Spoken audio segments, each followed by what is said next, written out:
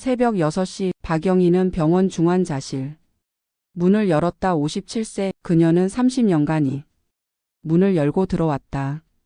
하얀 가운을 입고 청진기를 목에 걸고 환자 차트를 확인하는 것이 일상이었다. 대학병원 중환자실 수간호사. 그 타이틀에는 무게가 있었다. 생명이 오가는 최전선에서 그녀는 팀을 이끌고 환자를 살렸다. 중환자실은 긴장의 연속이었다.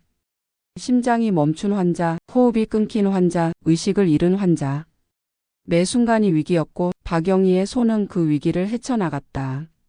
정맥 주사를 단번에 꽂고 활력 징후를 체크하고 의사에게 정확한 정보를 전달했다.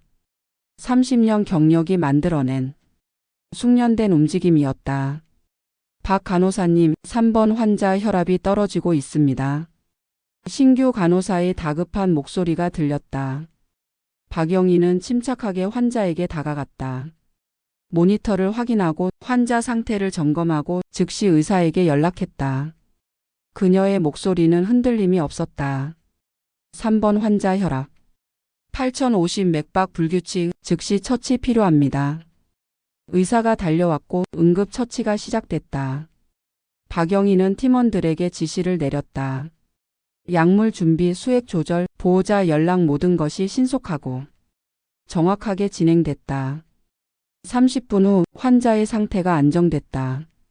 의사가 그녀에게 고개를 끄덕였다. 역시 박수간호사님입니다. 이런 순간들이 그녀를 지탱했다. 생명을 살린다는 것. 전문가로서 인정받는다는 것. 30년간 쌓아온 경력이 빛나는 순간이었다. 점심시간 박영희는 신규 간호사들과 함께 식사를 했다. 그녀는 자연스럽게 교육자 역할을 했다. 환자 관찰법, 응급상황 대처, 보호자 응대 방법. 신규 간호사들은 그녀의 말을 경청했다. 박 선생님, 혈압이 계속 떨어지는 환자는 어떻게 판단해야 하나요? 박영희는 자신의 경험을 들려주었다. 30년간 겪은 수많은 케이스, 위기의 순간, 그리고 그것을 극복한 방법들. 신규 간호사들의 눈이 반짝였다. 그들에게 박영희는 멘토였고 롤모델이었다. 오후에는 환자 보호자들과 상담을 했다. 중환자실 환자의 보호자들은 늘 불안했다. 박영희는 그들의 손을 잡아주고 상태를 설명하고 희망을 주었다. 어머니 상태가 많이 좋아지고 계십니다. 걱정하지 마세요. 보호자들은 그녀를 신뢰했다. 박 간호사님이 계시면 안심이에요. 그 말을 들을 때마다 박영희는 자부심을 느꼈다. 자신이 하는 일이 의미 있다는 것을, 사람들에게 도움이 된다는 것을. 밤 근무도 마다하지 않았다. 중환자실은 24시간 돌아갔고 누군가는 밤을 지켜야 했다. 박영희는 솔선수범했다. 야간 근무 중 응급 상황이 생기면 그녀는 가장 먼저 달려갔다. 체력이 힘들어도 잠이 부족해도 그녀는 환자를 최우선으로 생각했다. 어느 날 밤 심정지 환자가 들어왔다. 박영희는 심폐소생술을 시작했다. 땀이 흘러내렸지만 손을 멈추지 않았다. 가슴을 압박하고 인공호흡을 하고 제세동기를 준비했다. 팀원들과 호흡을 맞춰 환자를 살려냈다. 새벽 4시 환자의 심장이 다시 뛰기 시작했다. 박영희는 그제야 한숨을 돌렸다. 오늘도 한 명을 살렸네. 동료 간호사가 그녀의 어깨를 두드렸다. 박영희는 미소를 지었다. 이것이 간호사의 삶이었다. 힘들지만, 보람 있는 고되지만, 의미 있는 삶. 57세 생일날 박영희는 케이크를 받았다. 동료들이 준비한 작은 파티였다. 30년간 수고하셨습니다. 축하 인사를 받으며 그녀는 행복했다. 앞으로도 몇 년은 더 이곳에서 일할 수 있을 거라 생각했다. 정년은 60세였고 아직 3년이 남아 있었다. 하지만 일주일 후 간호부장이 그녀를 불렀다. 사무실에 들어서자 간호부장의 표정이 어두웠다. 박수간호사님, 죄송합니다만 병원 측에서 권고사직을 제안했습니다. 박영희는 귀를 의심했다. 권고사직? 자신이? 무슨 말씀이신가요? 간호부장은 난처한 표정으로 설명했다. 병원 구조 조정이 있습니다. 고연령 직원들을 대상으로 퇴직금을 더 드리는 조건으로. 박영희는 할 말을 잃었다. 30년간 헌신한 병원에서 갑자기 나가라는 통보를 받은 것이었다. 간호부장이 덧붙였다. 나이 많은 간호사들은 체력이 딸린다는 의견이 있었습니다. 그리고 젊은 간호사를 채용하는 게 병원 운영의. 박영희는 그 말의 이면을 알았다. 젊은 간호사는 급여가 낮았다. 경력 간호사를 내보내고 신규를 뽑으면 인건비를 절감할 수 있었다. 구조 조정은 명분이었고 본질은 비용 절감이었다 생각해 보시고 답변 주십시오. 박영희는 사무실을 나왔다. 복도를 걷는 동안 머릿속이 하얘졌다. 30년 그 시간이 이렇게 끝나는 건가? 중환자실로 돌아왔을 때 환자들이 그녀를 기다리고 있었다. 모니터 소리, 인공호흡기 소리, 익숙한 중환자실의 풍경. 그녀는 이곳을 떠나고 싶지 않았다. 하지만 선택의 여지는 없었다. 권고사직을 거부하면 더 어려워질 것이 뻔했다. 승진도 좋은 평가도 기대할 수 없었다. 결국 박영희는 퇴직을 받아들였다. 퇴직금 8천만 원을 받고 30년 동안 입었던 하얀 가운을 벗었다. 마지막 날 동료들이 작별 인사를 했다. 선생님, 정말 수고 많으셨습니다. 박영희는 눈물을 참았다. 중환자실을 마지막으로 둘러봤다. 환자 침대, 의료기기, 간호사 스테이션 30년. 인생이 여기 있었다. 그녀는 천천히 병원 문을 나섰다. 뒤돌아보지 않았다. 돌아보면 울 것 같았기 때문이다. 퇴직 후 한 달은 쉬었다. 30년간 쉬지 않고 달려왔으니 잠시 숨을 돌릴 필요가 있었다. 박영희는 남편과 함께 짧은 여행을 다녀왔다. 제주도에서 바다를 보며 그녀는 생각했다. 이제 뭘 할까? 아직 57세, 일을 계속하고 싶었다. 간호사로서의 정체성을 놓고 싶지 않았다. 한 달 후 그녀는 구직 활동을 시작했다. 요양병원, 재활병원, 보건소, 산업체 간호사 채용 공고를 모두 확인했다. 30년 경력, 중환자실 수간호사, 각종 자격증 보유 이력서는 화려했다. 분명히 어디선가 그녀를 원할 거라 믿었다. 첫 번째 지원은 대형 요양병원이었다. 서류 합격 통보를 받고 면접을 봤다. 면접관은 그녀의 이력서를 보며 감탄했다. 경력이 정말 훌륭하시네요. 대학병원 중환자실 수간호사셨군요. 박영희는 자신감 있게 대답했다. 네, 30년간 중환자 케어를 전문으로 했습니다. 응급상황 대처와 환자 관리에 자신 있습니다. 면접관이 고개를 끄덕이다가 질문했다. 그런데 실례지만 연세가 어떻게 되시죠? 57세입니다. 순간 면접 분위기가 미묘하게 변했다. 면접관들이 서로 눈빛을 교환했다. 박영희는 그 의미를 알아차렸다. 나이가 문제구나. 저희 병원이 야간 근무가 많은데 체력적으로 괜찮으시겠습니까? 물론입니다. 대학병원에서도 야간 근무를 했습니다. 그렇군요. 검토 후 연락드리겠습니다. 일주일 후 문자 한 통이 왔다. 아쉽지만 이번에는 인연이 닿지 않았습니다. 탈락이었다. 박영희는 실망했지만 포기하지 않았다. 다른 곳에 지원하면 되니까. 두 번째는 재활병원이었다. 이번에도 서류는 통과했다. 면접에서 면접관은 친절했다. 경력이 대단하시네요. 저희가 찾던 인재십니다. 박영희는 기대감을 가졌다. 하지만 역시 같은 질문이 나왔다. 연령이 어떻게 되시나요? 57세입니다. 면접관의 표정이 어두워졌다. 솔직히 말씀드리면 저희 병원 간호사 평균 연령이 30대 후반입니다. 팀 분위기 적응이 어려우실 수도. 박영희는 반박하고 싶었다. 나이가 무슨 상관인가? 30년 경력이면 오히려 팀에 도움이 되지 않나. 하지만 말하지 않았다 말해봤자 소용없다는 걸 알았기 때문이다. 결과는 역시 탈락이었다. 세 번째, 네 번째, 다섯 번째 지원할 때마다 같은 패턴이 반복됐다. 서류 합격, 면접 참석, 나이 질문, 그리고 탈락. 박영희는 점점 지쳐갔다. 경력은 훌륭하신데 나이가 그 말을 들을 때마다 자존심이 상했다. 30년 경력이 무색해지는 순간이었다. 통계를 보면 중장년 재취업자 대부분이 생애 주된 일자리와 무관한 직종으로 간다. 박영희는 그 통계를 이해하기 시작했다. 전문직이라도 경력이 있어도 나이가 많으면 받아주지 않았다. 6개월이 지났다. 20곳에 지원했지만 단 한 곳도 합격하지 못했다. 박영희는 통장을 확인했다.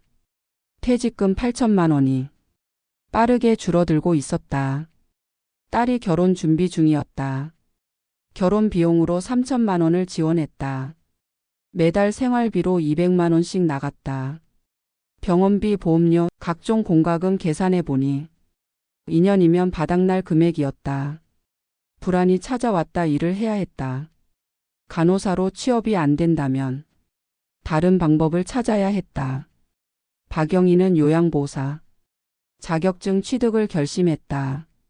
간호사가 아니더라도 최소한 의료 관련 일을 하고 싶었다. 한 달간 교육을 받고 시험을 쳤다. 간호사 경력 덕분에 쉽게 합격했다. 자격증을 손에 쥐고 박영희는 복잡한 심경이었다. 간호사에서 요양보호사로. 이건 승진이 아니라 격하였다. 하지만 선택의 여지가 없었다. 요양원에 지원했다.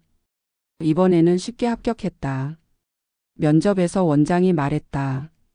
간호사 경력이 있으시니 환영입니다. 급여는 월 150만 원입니다. 150만 원 대학병원에서 받던 급여의 절반도 안 됐다. 하지만 박영희는 받아들였다. 일이라도 있는 게 다행이었다. 감사합니다. 열심히 하겠습니다. 박영희는 요양원에서 일을 시작했다. 하지만 현실은 상상보다 가혹했다. 근무는 불규칙했고 밤낮이 바뀌었다. 교대 근무로 몸이 따라주지 않았다. 30년간 병원에서 일했지만 요양원은 달랐다. 환자 수가 많았고 인력은 부족했다. 한 사람이 10명 이상을 돌봐야 했다. 환자를 옮기고 식사를 도우고 기저귀를 갈고 목욕을 시켰다. 육체노동이었다. 57세 몸매는 버거웠다. 한 달, 두 달, 세 달. 박영희는 버텼지만 몸이 신호를 보냈다. 허리가 아프고 무릎이 시큰거렸다. 조금만 더 버티자. 그녀는 스스로에게 말했다. 하지만 몸은 정직했다. 어느 날 환자를 침대에서 휠체어로 옮기다가 허리를 삐끗했다. 순간 극심한 통증이 왔다. 박영희는 바닥에 주저앉았다. 선생님, 괜찮으세요? 동료가 달려왔다. 박영희는 일어설 수 없었다.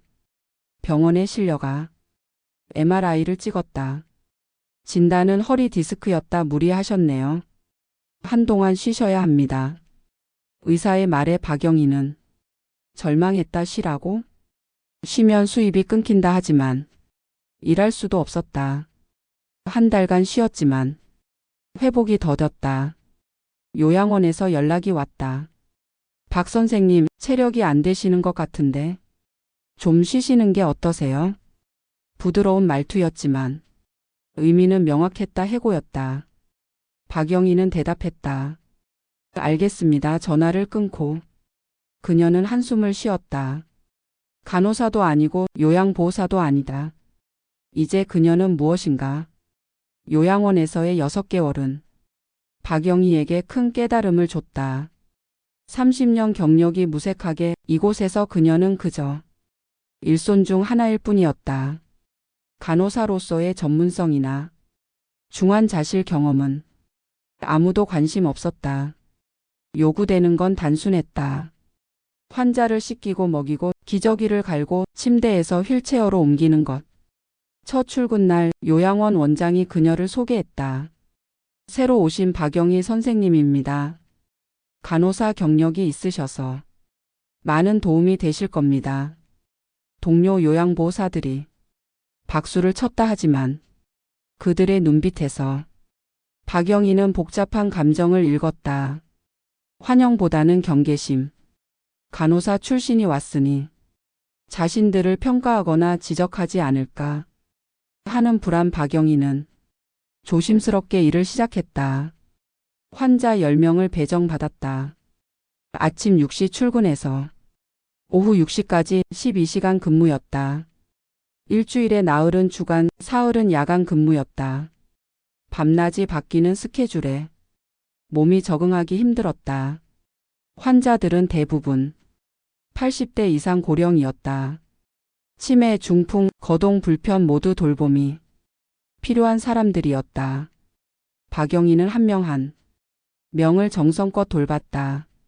식사 시간이 되면 일어나지 못하는 환자를 일으켜 앉히고 숟가락으로 밥을 떠먹였다. 할머니 천천히 드세요 하지만 환자는 많고 시간은 부족했다. 한 환자에게 30분 이상 쓸 수 없었다. 10명을 돌보려면 빨리빨리 움직여야 했다. 대학병원 중환자실에서는 한 환자를 집중적으로 케어했지만 요양원은 달랐다. 속도가 생명이었다. 기저귀 교체 시간이 가장 힘들었다. 환자를 뒤집고 닦아주고 새 기저귀를 채우는 작업. 허리를 굽히고 힘을 써야 했다. 한두 번은 괜찮았지만 하루에 수십 번 반복하니 허리가 비명을 질렀다. 선생님, 3번 할머니 좀 봐주세요. 동료의 목소리에 박영희는 달려갔다. 환자가 침대에서 떨어질 뻔했다. 박영희는 재빨리 환자를 잡아 침대로 돌려놓았다. 순간 허리에 통증이 왔다 하지만 참았다. 아직 근무 시간이 절반도 지나지 않았다. 야간 근무는 더 힘들었다. 밤 10시부터 다음 날 아침 8시까지 10시간을 홀로 환자 20명을 돌봐야 했다. 환자들이 잠들어 있으면 다행이지만 대부분은 밤에 깨어났다. 화장실에 가고 싶다는 환자, 아프다고 우는 환자, 배가 고프다는 환자, 쉴 틈이 없었다. 새벽 3시 한 환자가 넘어졌다. 박영희는 달려가 환자를 일으켰다. 80kg이 넘는 몸무게를 혼자 감당해야 했다. 온 힘을 다해 환자를 침대에 눕혔다. 그 순간 허리에서 뚝 소리가 났다. 으윽. 박영희는 신음을 삼켰다. 환자부터 돌봐야 했다. 다친 곳은 없는지 확인하고 안정시켰다. 그러고 나서야 자신의 허리를 만졌다. 통증이 심했지만 근무를 계속했다. 대체 인력이 없었기 때문이다. 월급은 150만 원이었다. 대학병원에서 받던 월급 300만 원의 절반이었다. 국민연금 52만 원을 더해도 202만 원 생활비, 병원비, 각종 비용을 제하면 남는 게 없었다. 저축은 불가능했다. 딸이 결혼을 했다. 박영희는 결혼 비용으로 3천만 원을 지원했다. 퇴직금의 절반 가까이 나갔다. 손주가 태어났다. 딸은 육아휴직을 했지만 수입이 줄었다. 박영희는 매달 50만 원씩 육아비를 보탰다. 엄마 미안해요. 나중에 꼭 갚을게요. 딸의 말에 박영희는 웃으며 대답했다. 괜찮아, 엄마가 도와줄게. 하지만 속으로는 불안했다. 퇴직금이 빠르게 줄어들고 있었다. 8천만 원으로 시작했지만 1년 반 만에 4천만 원이 남았다. 이 속도라면 2년 후엔 바닥날 것이었다. 요양원 일은 생각보다 가혹했다. 60세가 되던 해 박영희의 몸은 한계에 다다랐다. 허리는 만성 통증이 되었고 무릎은 계단을 오를 때마다 삐걱거렸다. 밤에는 잠을 제대로 자지 못했다. 교대 근무로 생체. 리듬이 망가졌기 때문이다. 어느 날 환자를 침대에서 휠체어로 옮기다가 사고가 났다. 환자가 갑자기 몸을 틀었고 박영희는 균형을 잃었다. 환자와 함께 바닥으로 넘어졌다. 순간 허리에 극심한 통증이 왔다. 의학 동료들이 달려왔다. 환자는 다행히 다치지 않았지만 박영희는 일어설 수 없었다. 119가 불렸고 그녀는 병원으로 실려갔다. MRI 결과는 허리 디스크였다. 무리하셨습니다. 최소 한 달은 쉬셔야 하고 무거운 것을 드는 일은 당분간 피하셔야 합니다. 의사의 말에 박영희는 막막했다. 한 달을 쉬면 수입이 끊긴다 하지만 당장 일할 수도 없었다. 요양원에 입원 사실을 알렸다. 일주일 후 원장에게서 전화가 왔다. 박 선생님 많이 아프시죠? 푹 쉬셔야 할 것 같은데요. 네, 최대한 빨리 복귀하겠습니다. 솔직히 말씀드리면 저희도 인력이 빠듯해서요. 체력이 안 되시는 것 같은데 좀 쉬시는 게 어떠세요? 박영희는 그 말의 의미를 알았다. 해고였다. 부드럽게 포장했지만 본질은 이제 그만두세요였다. 알겠습니다. 전화를 끊고 박영희는 천장을 바라봤다. 병원 침대에 누워 그녀는 생각했다. 30년 간호사 경력 중환자실. 수간호사 생명을 살렸던 손. 그 모든 게 이제 무슨 의미인가? 내 간호사 경력은 어디로 간 걸까? 그녀는 혼잣말을 중얼거렸다. 한때 정맥 주사를 능숙하게 놓고 심폐소생술을 하고 환자를 살리던 손. 이제 그 손은 기저귀를 갈다가 다쳤다. 퇴원 후 집으로 돌아왔다. 허리는 여전히 아팠고 미래는 보이지 않았다. 허리 부상으로 한 달을 쉬었다. 물리치료를 받고 약을 먹고 집에서 쉬었다 하지만 통장 잔고는 기다려주지 않았다. 수입은 끊겼고 지출만 계속됐다. 병원비, 약값, 생활비 매달 150만 원씩 빠져나갔다. 퇴직금은 3천만 원 아래로 떨어졌다. 박영희는 다시 일자리를 찾아야 했다. 하지만 선택지는 제한적이었다. 간호사로는 채용이 안 됐고 요양보호사는 허리 때문에 불가능했다. 60세를 넘긴 여성이 할 수 있는 일은 많지 않았다. 구인 사이트를 뒤졌다. 식당 설거지, 아파트 경비, 청소 단순 노동뿐이었다. 박영희는 한숨을 쉬었다. 결국 이렇게 되는구나. 경력과 전문성은 의미가 없었다. 나이 앞에서 모든 것이 무력했다. 청소 용역 업체에 지원했다. 면접은 간단했다. 이력서를 보지도 않았다. 면접관은 단 2가지만 물었다. 근무 시간 지킬 수 있습니까? 내주 6일 근무 가능합니까?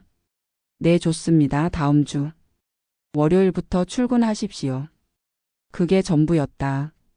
30년 간호사 경력은 한 번도 언급되지 않았다. 면접관은 그저 시간 약속을 지킬 수 있는 사람을 원했을 뿐이었다. 박영희는 오피스 빌딩 청소 노동자로 채용됐다. 월급은 150만 원, 주 6일, 하루 6시간 근무였다. 62세 박영희는 청소복을 입고 새벽 5시 30분에 일어났다. 아침 6시까지 빌딩에 도착해야 했다. 버스를 타고 40분을 이동했다. 빌딩 지하 청소 도구실에서 카트를 끌고 나왔다. 걸레, 세제, 쓰레기 봉투, 변기솔 30년간 의료 기구를 다루던 손이 이제 청소 도구를 잡았다. 1층부터 10층까지 화장실과 복도를 청소했다. 화장실이 가장 힘들었다. 변기를 솔로 닦고 세면대를 닦고 바닥을 걸레질했다. 무릎을 꿇고 변기 안쪽까지 손을 넣어 닦았다. 한때 정맥 주사를 능숙하게 놓던 그 손이 이제 변기소를 쥐고 있었다. 깨끗하게 해주세요. 오늘 VIP 고객이 옵니다. 빌딩 관리자가 지시했다. 박영희는 묵묵히 일했다.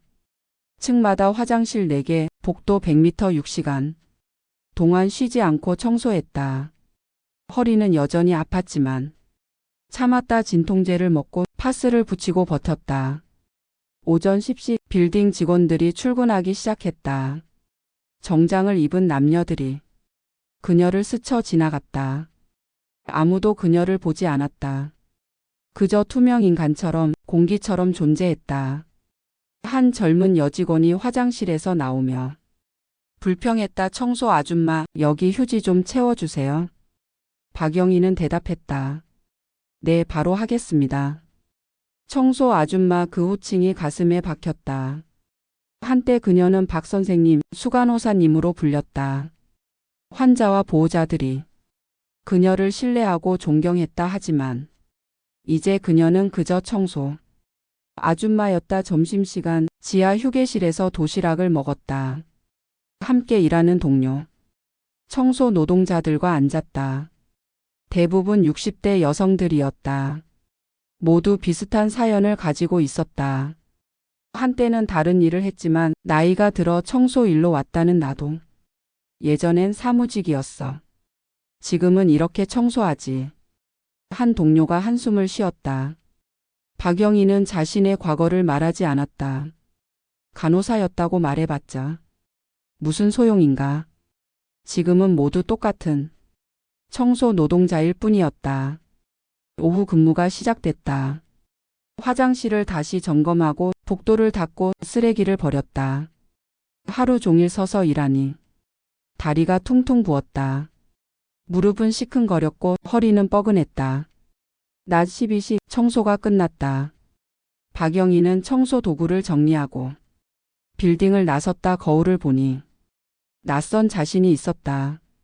거친 손, 구부정한 허리, 지친 얼굴. 이게 62세 박영희였다. 집으로 돌아와 손을 씻었다. 손은 세제 때문에 거칠어졌다. 손톱 사이에는 때가 끼었다. 한때 이 손은 환자의 생명을 살렸다. 심폐소생술을 하고 정맥 주사를 놓고 상처를 치료했다. 하지만 이제 이 손은 변기를 닦고 쓰레기를 버리고 바닥을 닦는다. 저녁 남편이 물었다. 일은 괜찮아? 박영희는 웃으며 대답했다. 응, 괜찮아. 많이 힘들진 않아. 거짓말이었다. 힘들었다. 육체적으로도 정신적으로도. 하지만 남편에게 약한 모습을 보이고 싶지 않았다. 밤 잠자리에 들기 전 박영희는 국민연금 통지서를 확인했다. 월 52만 원 청소일. 월급 150만 원과 합치면 202만 원이었다. 생활비로 150만 원, 병원비로 30만 원, 보험료와 공과금으로 50만 원 계산하니 저축은 불가능했다. 손주 육아비 50만 원을 보태면 오히려 마이너스였다. 퇴직금은 2,500만 원이 남았다. 이 속도라면 2년 후면 바닥날 것이었다. 그 후는? 박영희는 생각하고 싶지 않았다. 최근 뉴스에서 한국인의 희망 은퇴 연령이 77세라는 조사 결과를 봤다. 박영희는 지금 62세. 15년을 더 일해야 한다. 15년간 청소 일을 이 몸으로 가능할까? 77세까지 그녀는 혼잣말을 중얼거렸다. 너무 먼 미래였다. 내일 당장 허리가 더 아플 수도, 무릎이 나빠질 수도 있었다. 그렇게 되면 청소 일도 못한다. 그럼 뭘 하며 살까? 박영희는 천장을 바라봤다. 어둠 속에서 과거가 스쳐 지나갔다. 중환자실에서 환자를 살리던 순간들. 동료들과 웃던 기억들. 박 선생님 감사합니다 라던 환자 보호자의 목소리. 모두 먼 과거가 됐다. 지금 그녀는 변기소를 든 청소 노동자다. 30년 경력은 아무 의미가 없다. 나이 앞에서 모든 것이 무너졌다. 청소 일을 시작한 지 6개월이 지났다. 박영희는 이제 익숙해졌다. 새벽 5시 30분에 일어나고 6시간 청소하고 집으로 돌아오는 루틴.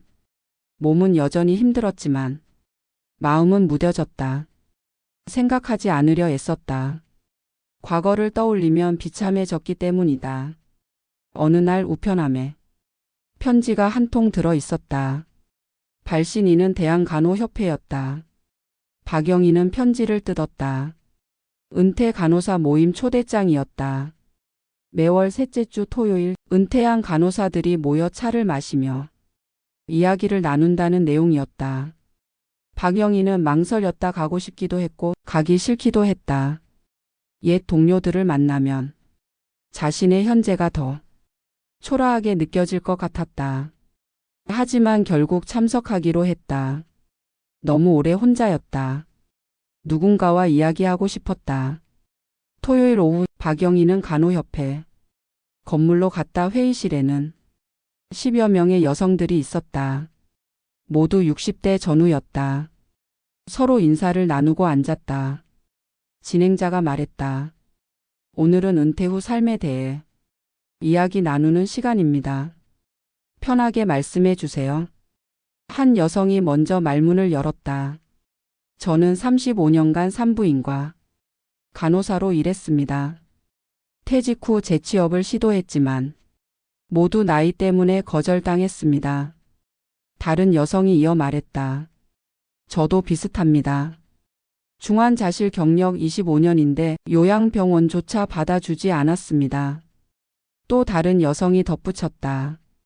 저는 결국 요양보호사 자격증을 땄습니다. 하지만 급여는 간호사 시절의 절반도 안 됩니다. 박영희는 숨죽여 들었다. 모두 자신과 비슷한 이야기였다. 화려한 경력, 퇴직 후 재취업 실패, 격하된 일자리. 그녀만 겪는 일이 아니었다. 수십만 명의 은퇴 간호사들이 같은 길을 걷고 있었다. 박영희가 조심스럽게 입을 열었다. 저는 30년간 대학병원 중환자실 수간호사로 일했습니다. 모두가 그녀를 쳐다봤다. 박영희는 계속 말했다. 57세에 공고사직을 받았습니다. 재취업을 시도했지만 모두 나이 때문에 거절당했습니다. 요양보호사로 일하다 허리를 다쳤고 지금은 목이 메었다. 말하기 어려웠다. 하지만 계속했다. 지금은 빌딩 청소 일을 합니다. 월 150만 원입니다. 회의실이 조용해졌다. 한 여성이 박영희의 손을 잡았다. 우리 모두 같은 길을 걸었네요. 눈물이 핑 돌았다. 박영희는 고개를 끄덕였다. 혼자가 아니었다. 이 고통을 나누는 사람들이 있었다. 모임이 끝나고 한 여성이 박영희에게 다가왔다. 그녀는 옛 선배 간호사였다. 영희야, 나도 비슷해. 35년 일하고 지금은 아파트 경비를 해. 선배님도요? 그래, 이게 현실이야. 우리 세대 간호사들은 다 이렇게 살아. 선배가 조용히 말했다. 다음 달에 정부 정책 간담회가 있어. 고령자 고용 문제를 논의한대. 시민 대표로 참석할 사람을 찾고 있어. 같이 갈래? 박영희는 망설였다. 정부 간담회에 가서 뭘 할 수 있을까? 하지만 선배의 눈빛이 간절했다. 우리가 목소리를 내지 않으면 아무것도 변하지 않아. 제발 같이 가자. 박영희는 고개를 끄덕였다. 알겠습니다. 가겠습니다. 한 달 후 박영희는 정부 주최 고령자 고용 정책 간담회에 참석했다. 회의장에는 다양한 사연을 가진 사람들이 있었다. 전직 대기업 부장, IT 개발자, 건설 현장 소장, 그리고 29세 청년까지. 박영희의 차례가 왔다. 그녀는 마이크 앞에 섰다. 떨렸지만 목소리를 냈다. 저는 박영희입니다. 30년간 대학병원 중환자실 수간호사로 일했습니다. 회의장이 조용해졌다. 박영희는 계속 말했다. 57세에 공고사직을 받았습니다. 나이가 많다는 이유였습니다. 재취업을 시도했지만 20곳 모두 거절당했습니다. 결국 요양보호사로 일했지만 허리를 다쳤습니다. 지금은 빌딩 청소 일을 합니다. 그녀는 자신의 손을 들어 보였다. 한때 이 손은 생명을 살렸습니다. 심폐소생술을 하고 정맥 주사를 놓고 환자를 돌봤습니다. 하지만 지금 이 손은 변기를 닦고 있습니다. 목소리가 떨렸지만 멈추지 않았다. 저는 시혜를 바라는 게 아닙니다. 제 경력을 인정받고 싶습니다. 30년 전문성이 쓸모없는 사회가 아니라 경험이 존중받는 사회를 만들어주세요. 박영희는 자리에 앉았다. 회의장에서 박수가 터져 나왔다. 공무원들과 정책, 전문가들이 메모를 했다. 간담회 후 여러 사람들이 박영희에게 다가왔다. 악수를 나누고 이야기를 나눴다. 67세 편의점 알바 김철수, 54세 택배 노동자 이정민, 71세 공장 노동자 최동수, 29세 회사원 김지우. 모두 다른 나이, 다른 직업이었지만 같은 문제를 공유했다. 김지우가 박영희에게 말했다. 선생님, 제 어머니도 간호사세요. 지금 요양병원에서 일하시는데 힘들어하세요. 선생님 이야기를 듣고 눈물이 났어요. 박영희는 젊은 청년의 손을 잡았다. 괜찮아요. 우리가 목소리를 내면 변할 거예요. 간담회는 3시간 동안 이어졌다. 구체적인 정책안들이 논의됐다. 유연한 정년제, 중장년 전직 지원, 고령자 재교육, 연금 개혁 당장 바뀌진 않겠지만 시작은 됐다. 저녁 집으로 돌아오는 길에 박영희는 남편에게 전화했다. 여보, 나 오늘 정부 간담회 다녀왔어. 어땠어? 좋았어. 내 이야기를 했어. 사람들이 들어줬어. 남편이 웃으며 말했다. 잘했어. 당신 자랑스러워. 박영희는 미소를 지었다. 오랜만에 자신이 자랑스러웠다. 청소 노동자지만 그녀는 여전히 간호사였다. 30년 경력은 사라지지 않았다. 그녀의 정체성은 일자리가 아니라 내면에 있었다. 다음 날 청소 일을 하면서도 박영희는 달랐다. 변기를 닦으면서도 바닥을 닦으면서도 그녀는 고개를 들었다. 자신을 비하하지 않았다. 일은 일일 뿐 그녀의 가치를 정의하지 않았다. 손주가 놀러 왔다. 5살 손녀가 물었다. 할머니, 할머니는 뭐 하는 사람이에요? 박영희는 웃으며 대답했다. 할머니는 간호사야. 30년 동안 사람들을 도와줬어. 지금도 간호사예요? 박영희는 잠시 생각하다가 대답했다. 응, 지금도 간호사야. 일은 바뀌었지만 할머니는 여전히 간호사야. 손녀가 눈을 반짝이며 말했다. 할머니 멋있어요. 박영희는 손녀를 안아줬다. 작은 몸이 따뜻했다. 그녀는 손녀의 귓가에 속삭였다. 포기하지 마. 내가 무슨 일을 하든 내 가치는 변하지 않아. 손녀가 고개를 끄덕였다. 박영희는 창밖을 바라봤다. 해가 지고 있었다. 62세 인생의 저녁이었지만 아직 끝나지 않았다. 15년, 아니 그 이상을 더 살아야 했다. 하지만 이제 박영희는 알았다.